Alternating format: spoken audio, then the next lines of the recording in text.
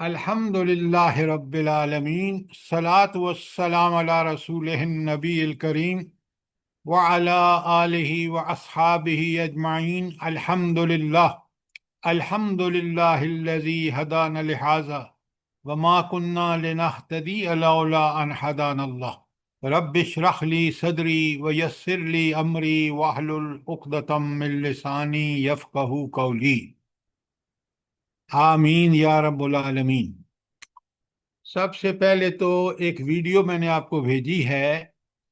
ہم اس وقت دجالی تہذیب میں رہ رہے ہیں اور دجال کی آمد جو ہے کوئی زیادہ دور نظر نہیں آتی۔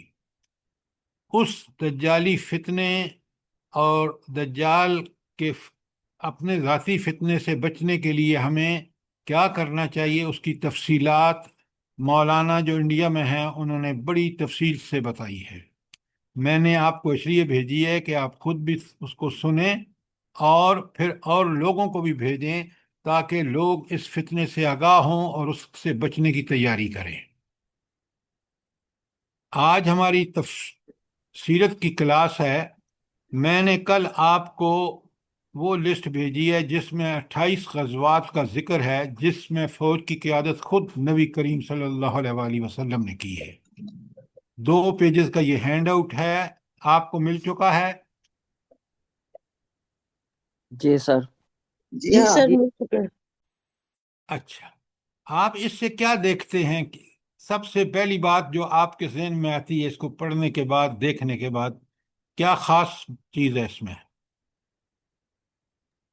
سر ہم تو یہی سمجھتے تھے کہ غزوہ بدر پہلا موقع ہے جنگ کا، لیکن اس سے پہلے بھی کتنے مطلب غزوات ہوئے، سریہ اور اس طرح سے کتنی محنت ہے، کتنی مشقت ہے، ہر وقت کوئی وقت ضائع نہیں ہوا۔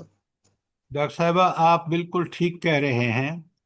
آپ ذرا مجھے یہ بتائیں کہ ان 28 غزوات کسی بڑے سے بڑے دنیاوی کمانڈر نے لڑے ہوں، اتنے غزوات، اور ان میں کامیابی حاصل کی ہوں، اس کے سوال ہی بعد پیدا نہیں ہوتا۔ دیکھیں یہ مدینے میں سب کچھ ہو رہا ہے جب قرآن اور احکامات نازل ہو رہے ہیں، اور نبی کریم صلی اللہ علیہ وسلم وہ مدینہ مدنی معاشرہ عین قرآن کے مطابق اس کو استوار کر رہے ہیں، اور جب وہ پورا نظام قرآن کے احکامات نافذ ہو جاتے ہیں تو آپ دیکھ لیں ان غزوات پلس وہاں احکامات کے نفاذ نے مدینے کی ریاست کو کیا کچھ بنا دیا اور کتنی پاورفل ہو گئی۔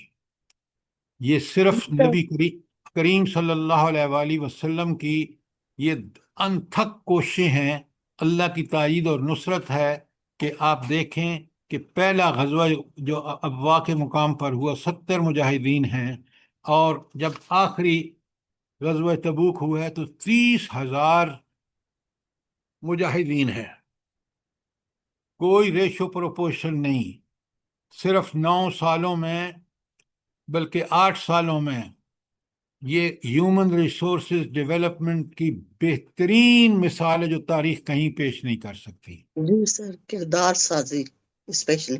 آپ یہ دیکھیں کہ یہ ملک بنا اور آج آپ کی فوج پہلے کیا تھی جس دن ملک بنا اور آج 75 سال گزرنے کے بعد بالکل اگر آپ ایئر وائز انالیسس کریں تو یہ انالیسس جو ہے یہ بتاتا ہے کہ مسلمان فوج کا یہ طرز عمل ہونا چاہیے۔ تو مجاہدین کی تیاری ہو یا غزوات میں مسئلہ ہو فتح و شکست کا، یہ تاریخ اور مسلمان جرنیلوں کے لیے ایک نمونہ ہے۔ اچھی طرح نوٹ کریں۔ تو آپ کے پاس یہ چارٹ سنبھال لیجئے، اس کو پرنٹ کرا لیجئے تاکہ آپ کے بچے، آپ کے گھر والے، آپ کے دوست احباب کو بھی بھیجیے تاکہ وہ اس چیز سے سمجھیں کہ نبی کریم صلی اللہ علیہ وسلم صرف نماز روزے حج کے لیے نہیں آئے، بلکہ انہوں نے اس پورے دین کو غالب کرنے کے لیے جو انتھک جد و جہد کی ہے اس کا جیتا جاگتا ثبوت یہ غزوات ہیں۔ بات سمجھ آئیے کہ نہیں آپ کو؟ جی سر، سر پرو ایکٹیو تھے، پہلے سے ساری منصوبہ بندی جی یہ وہ پلاننگ سب کر کچھ؟ کے آنے والے ایک بات آپ ہمیشہ یاد رکھیں کہ حضور نبی کریم صلی اللہ علیہ وآلہ وسلم کو اللہ تعالیٰ نے جب کہا کہ لَقَدْ كَانَ لَكُمْ فِي رَسُولِ اللَّهِ أُسْوَةٌ حَسَنَةٌ، اللہ اکبر، جرنیل ہوں، حکمران ہوں، جج ہوں، غریب سے غریب آدمی ہو، امیر سے امیر آدمی ہو، ان تمام طبقات کے لیے اگر کوئی نمونہ ہو سکتا ہے تو وہ نبی کریم صلی اللہ علیہ وسلم کا۔ آپ دیکھ لیں یہ کتنا بڑا اللہ تعالیٰ نے ہمارے ساتھ احسان کیا ہے کہ آخری نبی کی امت میں پیدا فرمایا، اور اس نبی کے کارنامے تاریخ میں بے مثال ہیں۔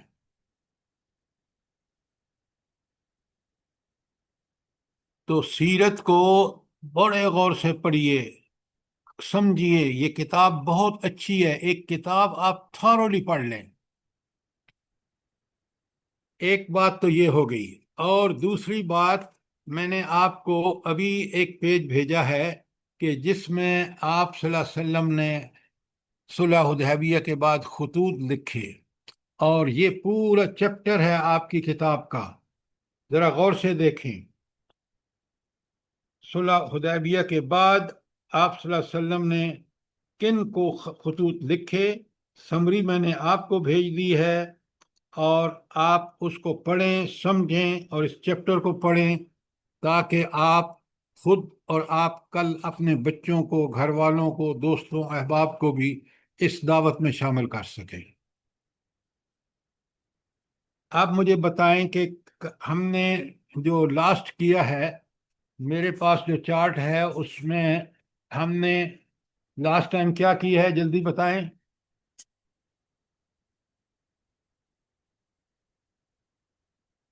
جلدی بتائیں، آپ بالکل یاد نہیں رکھتے۔ سر نئے معاشرے کی تشکیل پڑھ لی تھی۔ نئے معاشرے کی تو آپ نے دیکھا کہ مدینے میں جب وہ معاشرہ قائم ہوا جو قرآن و سنت کے اصولوں پر قائم ہوتا ہے، تو پھر دیکھ لیں وہ مثالی نمونہ جو ہے وہ آج تک اس کی تاریخ میں مثال نہیں ملتی۔ یہود کے ساتھ معاہدے بھی پڑھ لیے تھے۔ یہود کے ساتھ معاہدے، 3 قبیلے تھے، اور یہودی روز اول سے کتنے چالاک اور عیار ہیں کہ انہوں نے نبی کریم صلی اللہ علیہ وسلم کی آمد مدینے میں ہجرت کے بعد سمجھا کہ بھائی کل ہم نے جس طرح ان کو غلام بنا لیا ہے، اوس اور خزرج کو، تو انہی کے نبی آ رہے ہیں، کون سا ہمارا بگاڑ لیں گے۔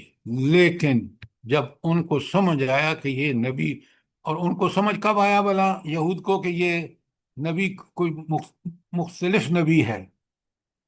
ان غزوہ کو، بدر کے بعد۔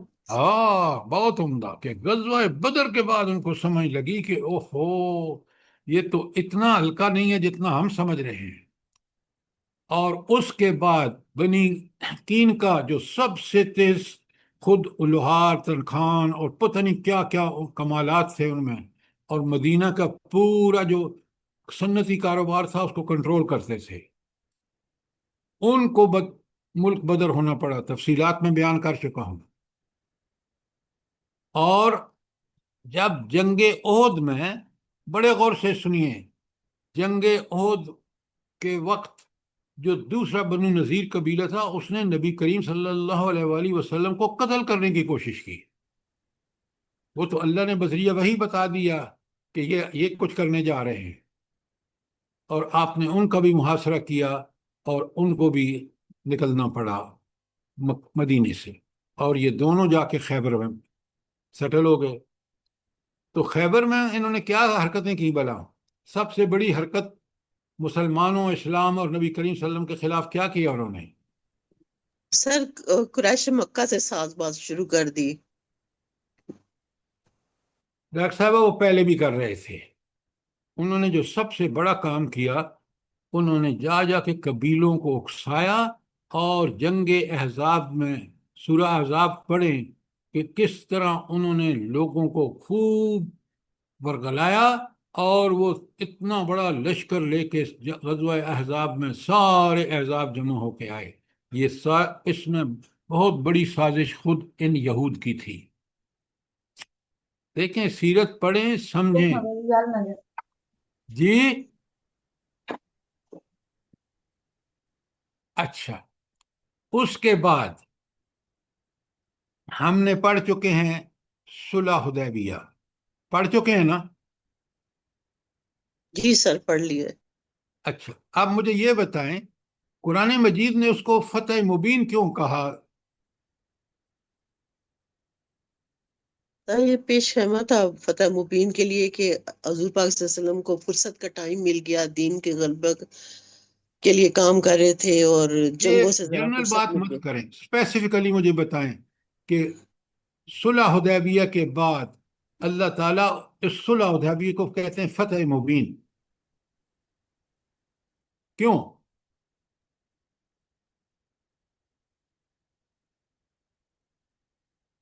بڑے غور سے سنیے اور اس بات کو سمجھیے. اصل میں فتح صلح حدیبیہ آپ نے پتہ ہے کہ نبی کریم صلی اللہ علیہ وسلم جو 5 شوال 5 ہجری میں غزوہ احزاب ہوا، اس کے بعد سکھ کا سانس تھوڑا سا نصیب ہوا، اور آپ صلی اللہ علیہ وسلم نے فوراً فیصلہ فرمایا کہ ایک، اب کیونکہ جنگوں سے تھوڑی سی فرصت ہوئی ہے، سب سے پہلے ہمیں عمرہ کرنا چاہیے، اس لیے کہ توحید کا مرکز کعبۃ اللہ تھا، اور آپ صلی اللہ علیہ وسلم کا مشن یہ تھا کہ اس توحید کے مرکز کو آزاد کرا کے اور واپس بتوں کی پوجا کا وہ سینٹر نہیں ہونا چاہیے، اس کو توحید کا مرکز ہونا چاہیے. لہٰذا آپ نے جب عمرہ کا ارادہ کیا اور کفار نے جو مشکلات پیدا کی وہ ساری آپ کے سامنے بیان ہو چکی ہے. لیکن بالآخر جو معاہدہ ہوا ساری تگ و دو کے بعد، وہ ایک قرآن اس لیے اس کو فتح مبین کہتا ہے کہ سب سے بڑا دشمن قریش مکہ، جو ہر جنگ میں ان کا مرکزی کردار تھا، وہ لوگ جو تھے انہوں نے جنگ کی بجائے امن کا فیصلہ کیا، اور معاہدے میں شرائط امنی کی ساری ہے. جب ان پر کنٹرول حاصل ہو گیا، ان سے صلح ہو گئی، تو باقی مسائل پھر حل کرنے میں دیر نہیں لگی. مثلا آپ صلی اللہ علیہ وسلم نے کیا کیا صلح حدیبیہ کے بعد؟ جلدی بتائیں. مختلف بادشاہوں کو خطوط لکھے سر. ڈاکٹر صاحبہ یہی وہ مسائل ہیں جو ہم سیرت کو نہیں سمجھتے. وہ بالکل بات آپ کی اپنی جگہ درست ہے، لیکن آپ فتح صلی اللہ علیہ خیبر. وسلم. جی، سر جی فتح خیبر ہوئی تھی. غزوہ خیبر سب سے بڑا دشمن نمبر 1 مشرکین مکہ تھے، جو صلح حدیبیہ میں ان سے صلح ہونے کے بعد وہ نیوٹرل ہو گئے. تو آپ صلی اللہ علیہ وسلم نے عسکری اعتبار سے نمبر 2 دشمن کو غزوہ خیبر میں آپ کے سامنے بیان کر چکا ہوں نہیں؟ جی سر جی. آواز آپ کی آتی ہی نہیں ہے جواب میں. جی سر جی، کر کیا آپ نے اچھا، بیان کیا. تو غزوہ احزاب میں یہودیوں کا قلعہ کما کر دیا. لہذا اب آپ دیکھ رہے ہیں وہ اپنی جگہ کہ آپ صلی اللہ علیہ وسلم کا مشن کیونکہ پوری دنیا میں اسلام کو غالب کرنا تھا، تو آپ نے فوراً صلح حدیبیہ کے بعد سارے خطوط لکھے، اور آپ کو میں نے ہینڈ آؤٹ بھیجا ہے کہ کس بادشاہ کو، اور یہ یہاں پورا چیپٹر ہے خطوط کا جو آپ کی کتاب میں ہے، اور اس چیپٹر میں انہوں نے بہت پیارے انداز میں اس بات کو لکھا ہے کہ یہ جو خطوط لکھے گئے، یہ آپ کا چیپٹر ہے، اللہ آپ کا بھلا کرے، سر جی 476 پیج پہ. 476 بادشاہوں اور امراء کے نام خطوط. یہ 476 سے لے کر ایک ایک خط کا متن بھی موجود ہے، اور آپ نے اس کو پڑھنا ہے. اور یہ 475 سے لے کر 496 تک جو ہیں وہ خطوط ہیں. پیج 476 سے لے کر کہاں تک؟ سر یہ جو ہے فور 495 تک 496 ہے، اس کے بعد پھر صلح حدیبیہ کے بعد کی سرگرمیاں شروع ہو جاتا ہے۔ جی 400 400 493 تک ہے۔ ذرا دو بندے باتیں نہ کریں نا، ایک ایک کر کے بات سر کریں۔ جی 496 تک ہے، جی 476 سے 496 تک، بالکل 476 سے لے کر 496 تک۔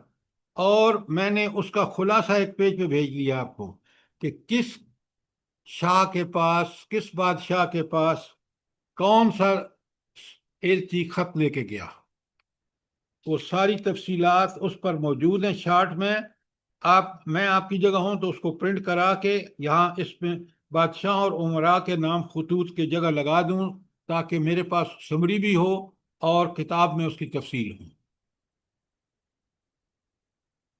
بات سمجھ آئی ہے کہ نہیں آئی؟ جی سر۔ اچھا، جی سر۔ یہ جو خطوط ہیں اس میں اگر آپ نے دیکھا ہو، خطوط تو آپ پڑھیں گے اور آپ کے پاس اب کیونکہ مٹیریل سارا ہے، خلاصہ بھی ہے، ایک چیز بڑی اہم ہے، اور وہ یہ ہے کیسر روم کا خط جو ہے وہ پیج 483 پہ ہے۔ ذرا کھولیں اس کو، پیج 483 پہ آئیں۔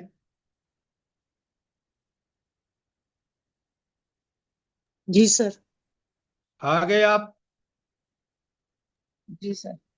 اچھا، اب ہرکل جو تھا وہ آپ کو پتہ ہے بہت پکا عیسائی بادشاہ تھا، اور اس کا عقیدہ بھی کافی بہتر تھا۔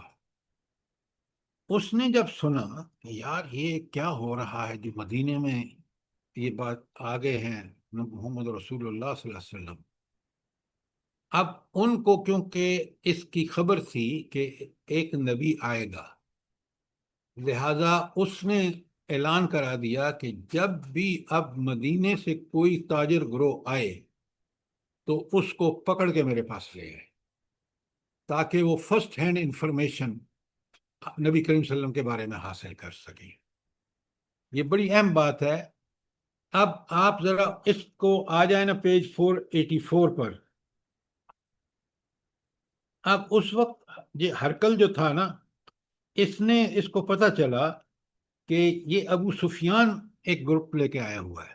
اس نے ابو سفیان کو بلا لیا اور جو اس سے سوال جواب کیے، پہلے تو آپ اپنی عقل کو استعمال کریں کہ کتنے عقل مندانہ سوال کر رہا ہے وہ شخص، اور جی ہر سر۔ جواب پہ کمنٹ بھی کرتا ہے، اپنی رائے بھی دیتا ہے۔ مثلا آپ دیکھیں، ابو سفیان کہتے ہیں کہ اس کے بعد پہلا سوال جو ہرکل نے مجھ سے آپ کے بارے میں کیا وہ یہ تھا کہ تم لوگوں میں اس کا نسب کیسا ہے۔ میں نے کہا وہ اونچے نسب والا ہے۔ ہرکل نے کہا تو کیا یہ بات اس سے پہلے بھی تم میں سے کسی نے کہی تھی؟ سنیں غور سے کہ دیکھیں نا، اگر اونچے نسب والا ہے تو اس کا مطلب ہے کہ وہ پہلے سے ایک معاشرے میں اپنے نسب کی وجہ سے اس کا سٹیٹس ہے۔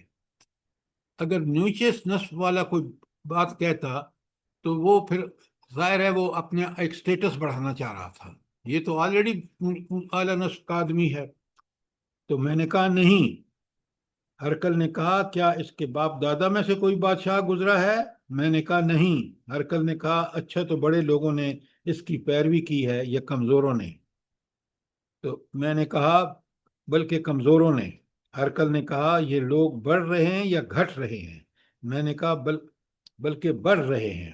ہرکل نے کہا کیا اس دین میں داخل ہونے کے بعد کوئی شخص اس دین سے برگشتہ ہو کر مرتد ہوا ہے؟ میں نے کہا نہیں۔ غور سے سنیں، ہرکل نے کہا اس نے جو بات کہی ہے کیا اس سے کہنے سے پہلے تم لوگ اس کو جھوٹ سے متہم کرتے تھے؟ میں نے کہا نہیں۔ ہرکل نے کہا کیا وہ بدعہدی بھی کرتا ہے؟ میں نے کہا نہیں، البتہ ہم لوگ اس وقت اس کے ساتھ صلح کی ایک مدت گزار رہے ہیں، معلوم نہیں کہ اس میں وہ کیا کرے۔ ابو سفیان کہتے ہیں کہ اس فکر کے سوا مجھے کہیں اور کچھ گھسیڑ کا گزرنے کا موقع نہ ملا۔ نبی کریم صلی اللہ علیہ وسلم کا یہ اس وقت بدترین دشمن ہے ابو سفیان۔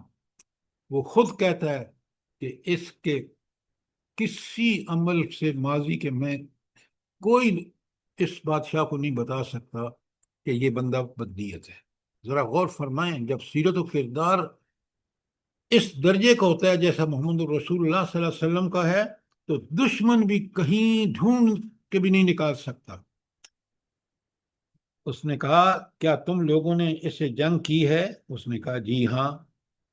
اس ہرکل نے پوچھا تو تمہاری اور اس جنگ میں کیسی رہی؟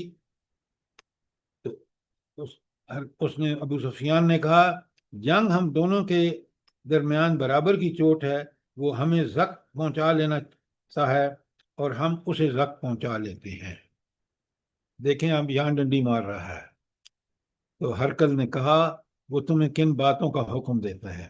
میں نے کہا وہ کہتا ہے صرف اللہ کی عبادت کرو، اس کے ساتھ کسی کو شریک نہ کرو، تمہارے باپ دادا جو کچھ کہتے تھے اسے چھوڑ دو، جو کرتے تھے وہ چھوڑ دو، اور ہمیں نماز، سچائی، پرہیز یعنی تقوی، پاک دامنی اور قرابت داروں کے ساتھ حسن سلوک کا حکم دیتا ہے۔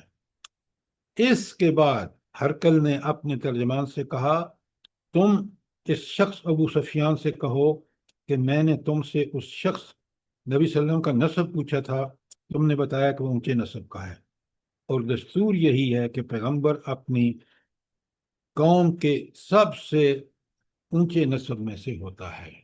ذرا آپ کمنٹ سنیں اور اندازہ لگائیں کہ یہ بادشاہ کتنے عقل مند تھے، اور آج کے مسلمان بادشاہ ڈکٹیٹر کتنے بد نصیب ہیں۔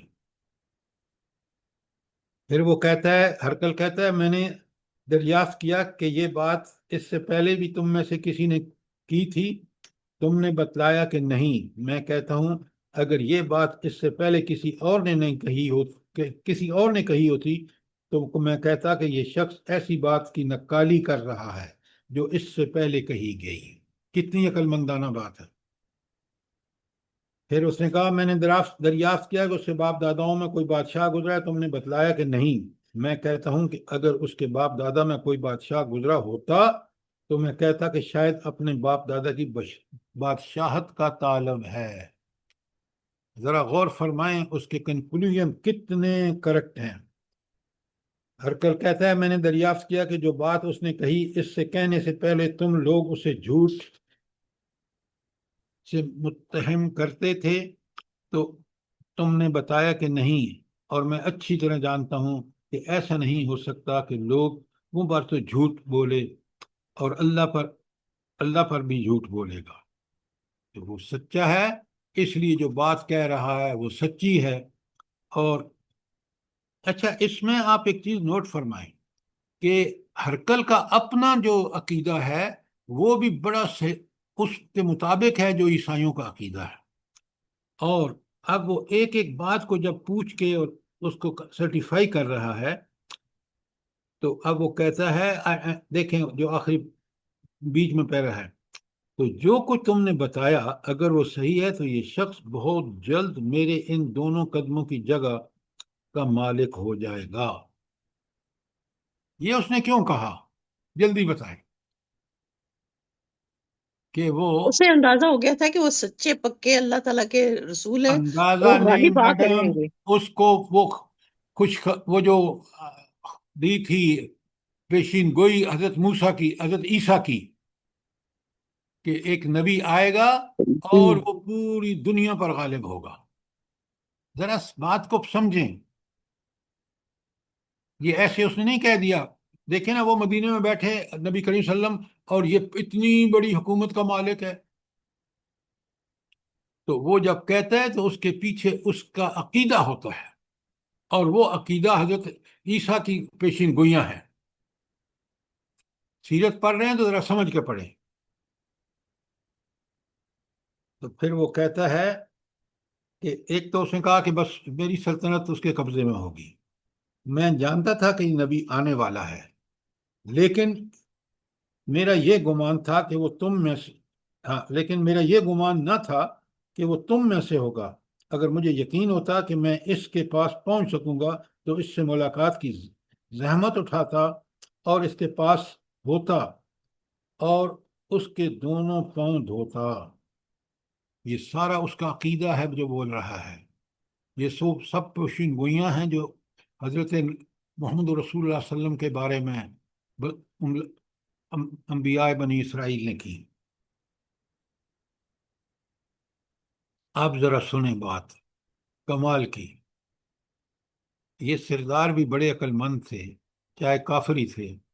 وہ کیا کہتا ہے؟ عقل مند ہوتے تو خیر نبی کریم صلی اللہ علیہ وسلم کی بات مان لیتے، لیکن وہ دنیاوی نقطہ نظر سے بڑے عقل مند تھے۔ اس کے بعد ہرقل نے رسول اللہ کا خط منگا کر پڑھا۔ جب خط پڑھ کر فارغ ہوا تو وہاں آوازیں بلند ہوئیں اور بڑا شور مچا۔ ہرقل نے ہمارے بارے میں حکم دیا اور ہم باہر کر دیے گئے۔ جب ہم لوگ باہر لائے گئے، اب سنیں، بڑی کمال کی بات کہہ رہا ہے۔ کون؟ ابو سفیان۔ کیا کہتا ہے؟ بڑے غور سے سنیں۔ تو کہتا ہے ابو سفیان، میں نے اپنے ساتھیوں سے کہا ابو کبشہ کے بیٹے کا معاملہ بڑا زور پکڑ گیا۔ اچھا، اس سے تو بنو اسفر یعنی رومیوں کا بادشاہ ڈرتا ہے۔ اس کے بعد مجھے برابر یقین رہا کہ رسول اللہ کا دین غالب آ کر رہے گا، یہاں تک کہ اللہ نے میرے اندر اسلام کو جاگزین کر دیا۔ یہ معمولی بات نہیں ہے، یہ اس وقت کافر ہے۔ دیکھیں کس طرح جواب دے رہا ہے، کیونکہ اس کے پاس کوئی ایسی بات نہیں کہ جس میں وہ گڑبڑ کرے۔ نبی کریم صلی اللہ علیہ وآلہ وسلم کا سیرت و کردار، کیونکہ اللہ نے ان کو نمونہ بنا کے بھیجا ہے، وہ مثالی ہے۔ اچھا جی، اس نے ابو کبشہ کیوں کہا؟ ابو کبشہ کے بیٹے کا معاملہ بڑا زور پکڑ گیا، یہ کیوں سر کہا؟ جب کسی کو ذرا اپنے طور پہ نیچا کر کے دکھانا چاہتے تھے تو ایسے بولتے تھے۔ تو یہ آپ کے رضائی باپ جو تھے ان کی ہاں، فضیلت یہ ان کا نام ہے۔ تو اس نے ابھی بھی بدبخت نے، دیکھیں، اس نے یہ نہیں کہا کہ محمد رسول اللہ جو ہیں وہ بادشاہ کس عزت سے نام لے رہا ہے، اور یہ بدبخت کافر ہے اس وقت، اور اس وقت پھر آپ کو ذلیل کرنے کے لیے کہتا ہے کہ آپ تو اس کے بیٹے ہیں۔ دائی جو حضرت دائی، آپ کی دائی حلیمہ تھی، اس کے میاں کا نام ابو کبشہ تھا۔ تو آپ دیکھیں کافر کتنا کفر میں سخت ہے، ذرا نوٹ یہ فرمائیں۔ ابو سفیان کہہ رہے ہیں کہ پھر اس کے بعد مجھے برابر یقین رہا کہ رسول اللہ صلی اللہ علیہ وسلم کا دین غالب آ کر رہے گا، یہاں تک کہ اللہ نے میرے اندر اسلام کو گزین کر دیا۔ یہ بالکل وہی کہہ رہا ہے، اس لیے کہہ رہا ہے کہ اس نے ہرقل سے سنا، جو دنیا کی اس وقت کی ایک بہت بڑی طاقت جو نمبر 1 تھی، اس کا بادشاہ کہہ رہا ہے۔ اس کو اس بات سے متاثر ہوا اور اس نے کہا کہ اگر یہ بادشاہ ڈرتا ہے، اور پھر دیکھیں نا، یہ ساری چیزیں اس نے دیکھ لیں کہ نبی کریم صلی اللہ علیہ وسلم نے کس طرح بدر ہو، احزاب ہو، آگے بعد کی جنگیں ہوں، آپ نے صلی اللہ علیہ وسلم نے کس طرح غلبہ پایا۔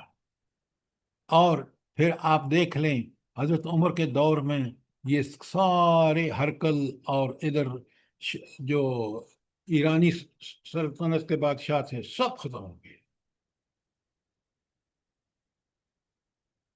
تو یہ بڑا نوٹیبل ہے، کیونکہ یہ وہ ڈسکرپشن ہے، وہ بیان ہے جو ایک نبی کریم صلی اللہ علیہ وسلم کے اس وقت کا سب سے بڑا مخالف سردار تھا، اور جس طرح وہ بیان کرتا ہے اور جس طرح وہ بادشاہ ہرقل اس سے کنکلوژن نکالتا ہے، نتائج نکالتا ہے، وہ سب عقل مندی کا ثبوت ہے۔ کوئی سوال یہاں پر؟ جلدی بتائیں۔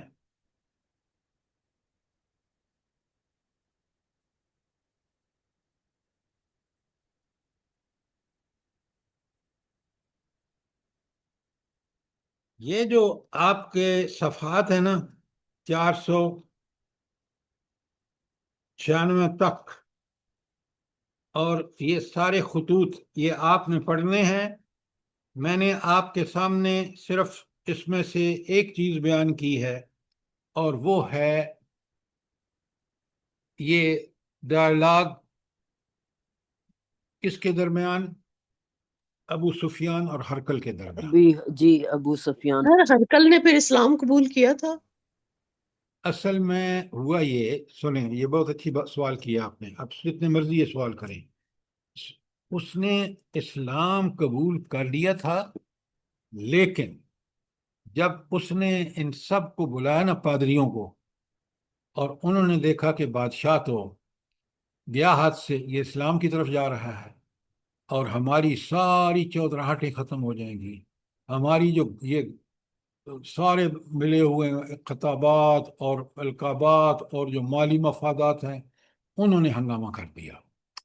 جب انہوں نے ہنگامہ کر دیا تو یہ بادشاہ بھی اپنی بادشاہی بچانے کے لیے اس نے لوگوں سے کہا کہ میں تو آپ کو دیکھنا چاہ رہا تھا کہ آپ اس میں کتنے، لہٰذا آپ ریسٹ ایشور، آپ یقین، آپ امن میں رہیے، میں نے کوئی اس نبی کے بارے میں نے کوئی ایسی بات نہیں کرنی جو آپ کے رائے کے خلاف ہو.